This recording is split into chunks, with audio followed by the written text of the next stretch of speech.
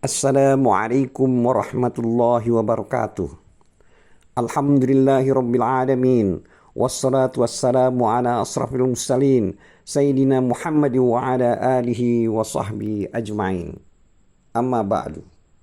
A'udzu billahi minasyaitonir rajim. Bismillahirrahmanirrahim. Yas'alunaka 'anil khamri wal maisir. Qul fihima ismun kabir wa manafi'u lin-nasi wa ismuhuma akbaru min naf'ihima wa yas'alunaka madza yunfiquna qulil afwa kadzalika yubayyinu Allahu lakumul ayati la'allakum tatafakkarun fid dunya wal akhirah wa yas'alunaka 'anil yatama qul islahul lahum khair wa in tukhalituhum fa ikhwanukum wallahu ya'lamul mufsida minal muslih walau syaa Allahu la'anatakum innallaha azizun hakim. Artinya, mereka bertanya kepadamu tentang khamar dan judi. Katakanlah, pada keduanya itu terdapat dosa besar dan beberapa manfaat bagi manusia, tetapi dosa keduanya lebih besar daripada manfaatnya. Dan mereka bertanya kepadamu, apa yang mereka nafkahkan? Katakanlah, yang lebih dari keperluan. Demikian Allah menerangkan ayat-ayatnya kepadamu supaya kamu berpikir. Mengenai dunia dan akhirat, dan mereka bertanya kepadamu tentang anak yatim. Katakanlah, mengurus urusan mereka secara patut adalah baik. Dan jika kamu menggauli mereka, maka mereka adalah saudaramu. Dan Allah mengetahui siapa yang membuat kerusakan dari yang mengadakan perbaikan. Dan jika Allah menghendaki, niscaya Dia dapat mendatangkan kesulitan kepadamu. Sesungguhnya Allah Maha Perkasa lagi Maha Bijaksana.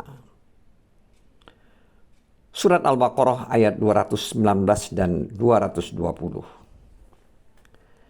Berkaitan dengan kedua ayat di atas, Imam Ahmad meriwayatkan dari Umar ibnu Khattab radhiyallahu anhu, dia menceritakan bahwa ketika turun ayat pengharaman khamar, dia berdoa, "Ya Allah, terangkanlah kepada kami masalah khamar sejelas-jelasnya."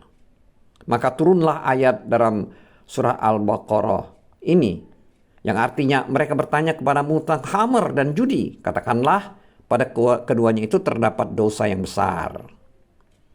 Lalu Umar dipanggil dan dibacakan ayat itu kepadanya. Maka dia berdoa lagi, "Ya Allah, terangkanlah kepada kami ihwal masalah khamar ini sejelas-jelasnya." Maka turunlah ayat yang terdapat surat di dalam surat An-Nisa, yang artinya, "Hai orang-orang yang beriman, janganlah kamu sholat sedang kamu dalam keadaan mabuk." Surat An-Nisa ayat 43. Dan seorang muazin Rasulullah, jika mengumandangkan iqamah salah, dia mengucapkan, "Jangan sekali-kali orang yang dalam keadaan mabuk mendekati sholat." Lalu Umar dipanggil dan dibacakan ayat tersebut. Maka dia pun berdoa pula, "Ya Allah, terangkanlah kepada kami mengenai khamar ini sejelas-jelasnya."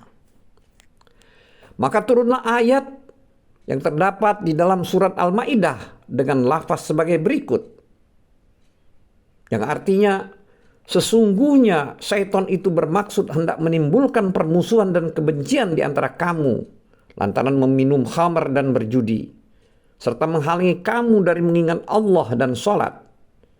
Maka berhentilah kamu dari mengerjakan itu." Surat Al-Maidah ayat 91. Lalu Umar dipanggil dan dibacakan ayat tersebut. Dan ketika bacaan tersebut sampai kepada kalimat "Fal antum muntahun",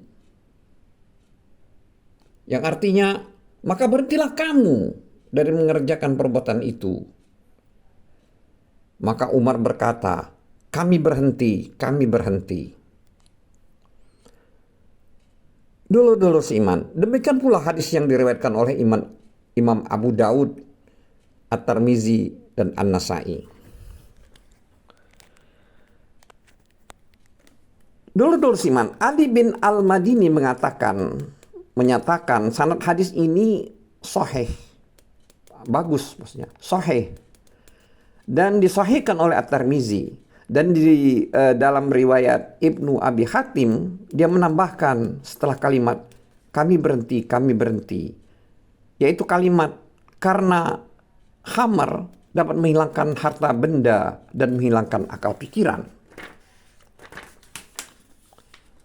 Dulu-dulu iman. Hadis ini akan diuraikan lebih lanjut bersama dengan hadis yang diriwayatkan oleh Imam Ahmad melalui jalan Abu Hurairah radhiyallahu anhu.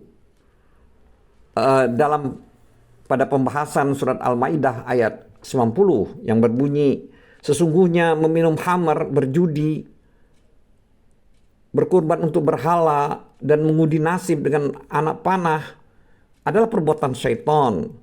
Maka jauhilah perbuatan-perbuatan itu agar kamu mendapatkan keberuntungan. Surat Al-Maidah ayat 90.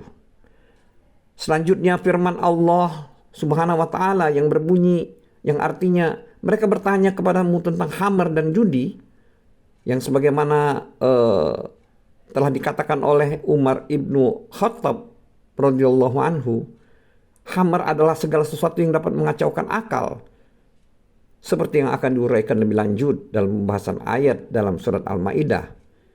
Demikian juga halnya dengan pengertian maisir, yang berarti judi atau al-qimar. Adapun firman Allah yang berbunyi, yang berartinya katakanlah pada keduanya itu terdapat dosa besar dan beberapa manfaat bagi manusia.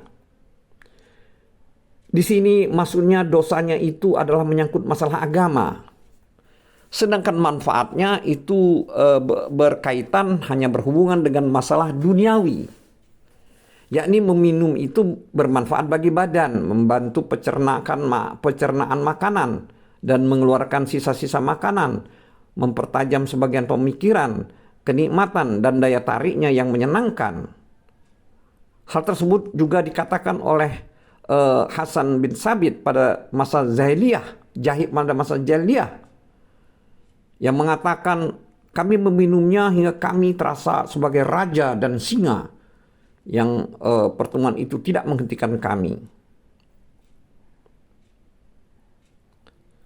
Demikian juga menjualnya dan memanfaatkan uang hasil dari penjualan dari barang-barang tersebut, dan juga keuntungan yang mereka dapatkan dari permainan judi, lalu mereka nafkahkan untuk diri dan keluarganya.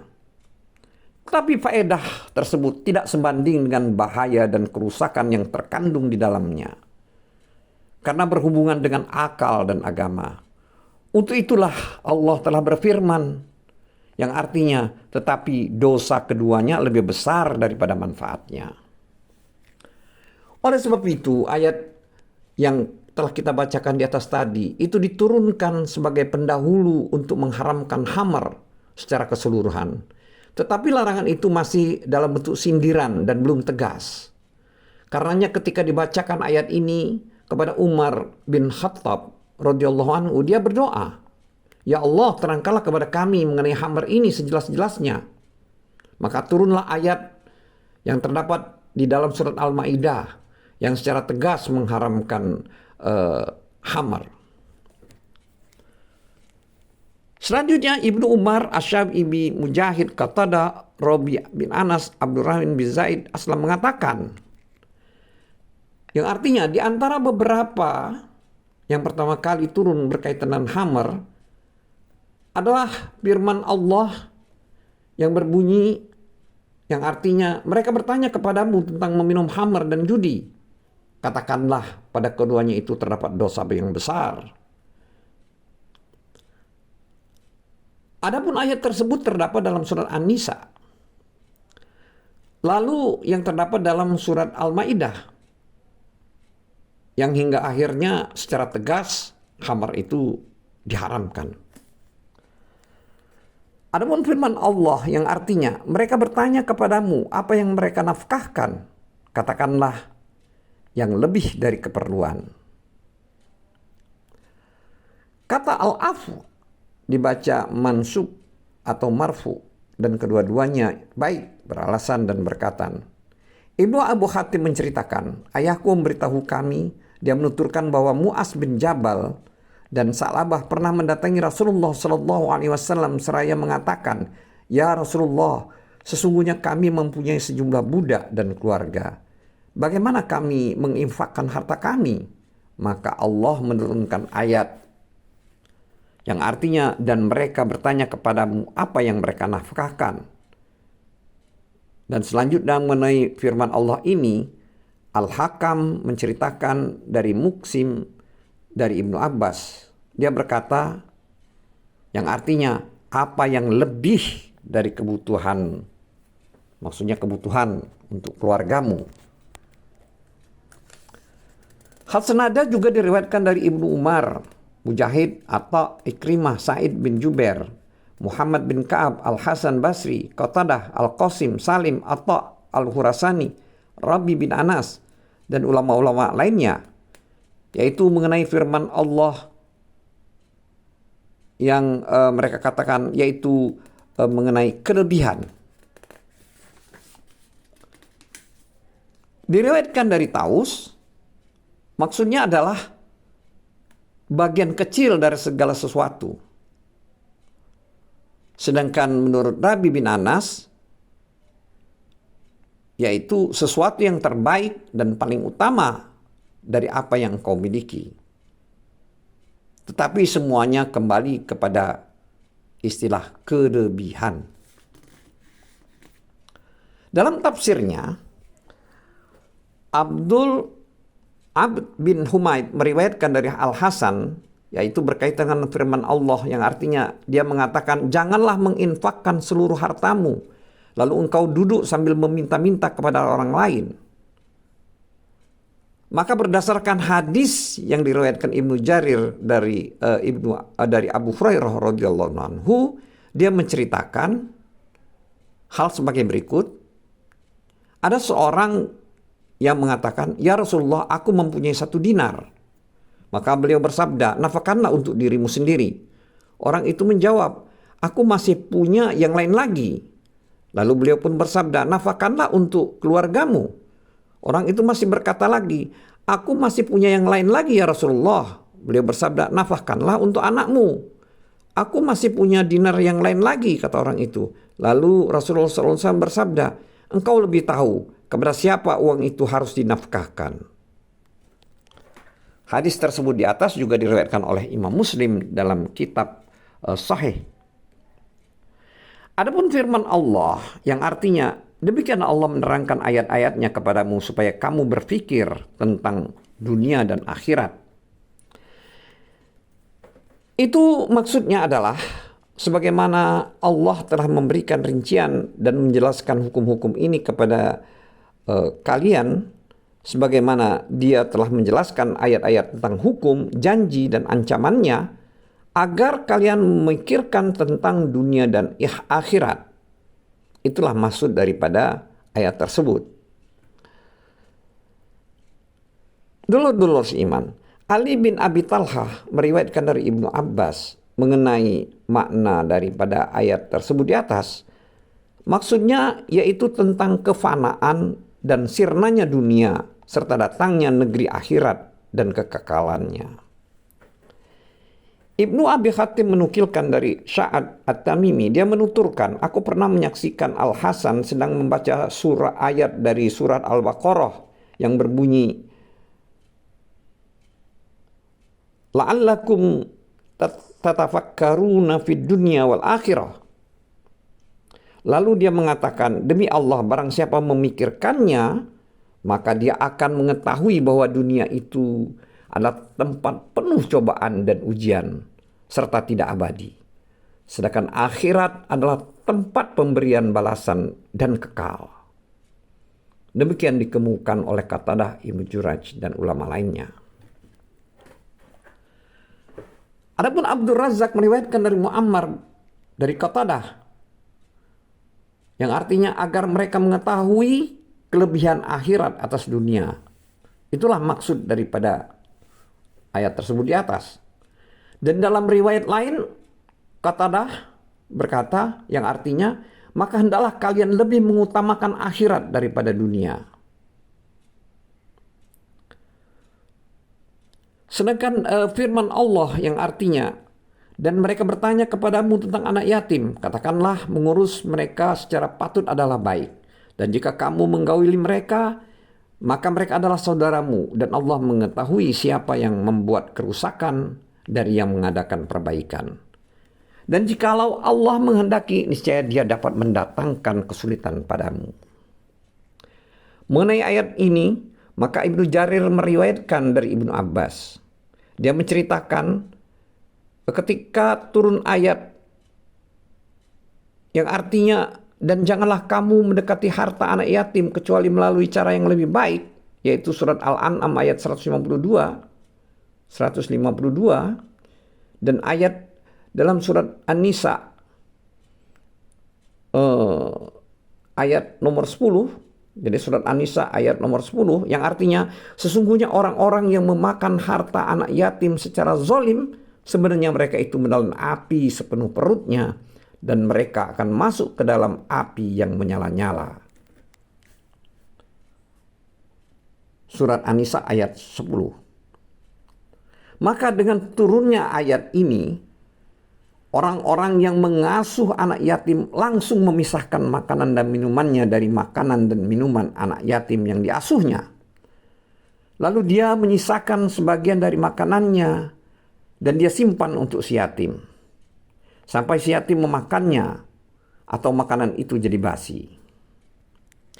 Akan tetapi ternyata hal itu menyulitkan mereka. Maksudnya pengasuh anak yatim tersebut. Sehingga mereka melaporkan peristiwa itu kepada Rasulullah SAW. Maka Allah Azza wa Jalla menurunkan ayat yang artinya, dan mereka bertanya kepadamu tentang anak yatim, katakanlah mengurus urusan mereka secara patut adalah baik. Dan jika kamu menggauli mereka, maka mereka itu adalah saudaramu. Setelah turun ayat tersebut, maka mereka pun menggabungkan makanan dan minuman mereka dengan makanan dan minuman anak yatim. Dulur-dulur seiman, kisah ini dinukilkan juga oleh Abu Dawud, An-Nasai, Ibnu Abi Hatim, Ibnu Mardawih, Al-Hakim dalam kitab Al-Mustadrak. Dan begitu juga yang disebutkan oleh banyak ulama berkaitan dengan turunnya ayat tersebut, baik yang berasal dari kalangan ulama salaf maupun yang berasal dari kalangan ulama khalaf. Jadi firman Allah Subhanahu wa taala yang artinya katakanlah mengurus urusan mereka adalah secara patut adalah baik, itu secara terpisah dengan artinya, dan jika kamu menggauli mereka maka mereka adalah saudaramu. Di sini maksudnya adalah kalian juga boleh menggabungkan makanan dan minuman kalian dengan makanan dan minuman mereka, karena mereka itu adalah saudara kalian seagama. Dan oleh sebab itu Allah berfirman yang artinya, dan Allah mengetahui siapa yang berbuat kerusakan dari yang mengadakan perbaikan. Itu maksud dari ayat ini adalah Allah mengetahui orang yang berniat membuat kerusakan dari orang dan dari orang yang berniat melakukan perbaikan. Sedangkan firman Allah yang artinya, dan jikalau Allah menghendaki niscaya Dia akan mendatangkan kesulitan kepadamu. Sesungguhnya Allah Maha Perkasa lagi Maha Bijaksana. Itu maksudnya dari ayat tersebut adalah seandainya Allah menghendaki niscaya dapat mempersulit dan memberatkan kalian. Tetapi Dia memberikan keleluasaan dan keringanan kepada kalian, serta membolehkan kalian menggabungkan makanan dan minuman kalian dengan makanan dan minuman mereka dengan cara yang lebih baik. Allah berfirman dalam surat Al-An'am ayat 152 yang artinya, dan janganlah kamu mendekati harta anak yatim kecuali dengan cara yang lebih baik. Ayat 152 dari surat Al-An'am. Bahkan Allah membolehkan makan dari harta anak yatim itu bagi orang-orang yang membutuhkan dengan cara yang baik. Baik dengan syarat harus menggantinya bagi yang mampu atau secara cuma-cuma. Sebagaimana hal itu akan diuraikan lebih lanjut dalam pembahasan dalam surat An-Nisa, insyaallah.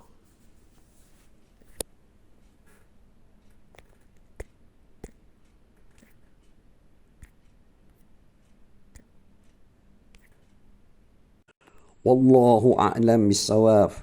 Wabillahi taufiq wal hidayah. Wassalamualaikum warahmatullahi wabarakatuh.